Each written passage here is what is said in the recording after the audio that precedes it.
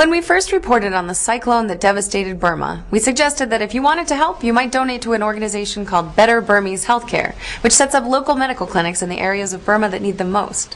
To follow up on the story, we asked one of the founders of the organization to take our flip camera on his next trip and show us firsthand what he saw there.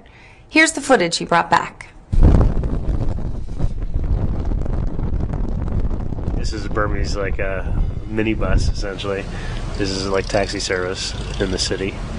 Typical flower salesman every day, Jasmine.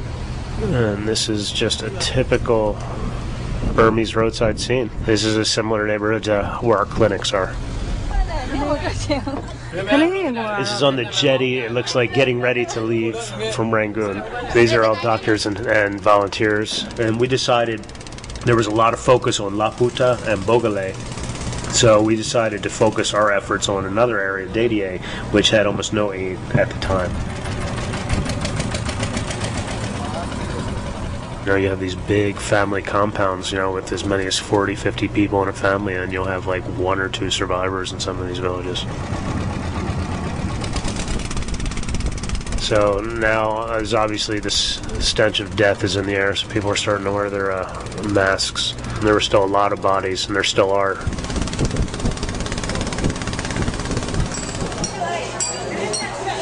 Okay, so this is a monastery acting as a refuge. The monks will usually, you know, clear a space, make sure it's safe, and, you know, and organize the people. So it allows the doctors to do their work. What we do, we set up a triage. You have a nice clean space with well lit for the doctor to work. And then you basically tell them all the women and children first, men after. There are a lot of kids, and the child mortality rate is very high.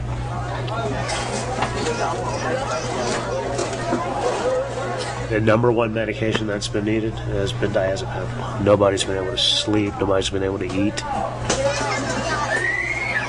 Nobody trusts anybody. And it's not just the monks and the government. Nobody in Burma, there's watchers everywhere. It's kind of like, you don't know who's going to turn on you.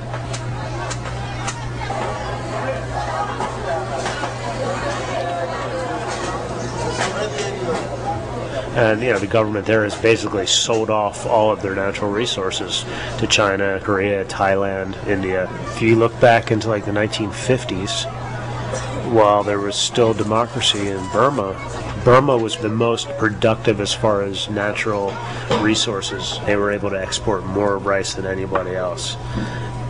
Since that time, rice exports have fallen 99%. I mean, a lot of the supplies that were brought in by big international relief agencies and small alike were confiscated directly from the airport by the government and subsequently either disappeared or turned up for sale in the local markets. Now they're saying, well, they can eat frogs, they let them eat the wild vegetables and the wild fish, they don't need chocolate bars delivered from some foreign entity. So they knew it was coming, and they made no effort to give people a true fair warning. And as you can see in all of this footage, we've yet to see a single military or government employee.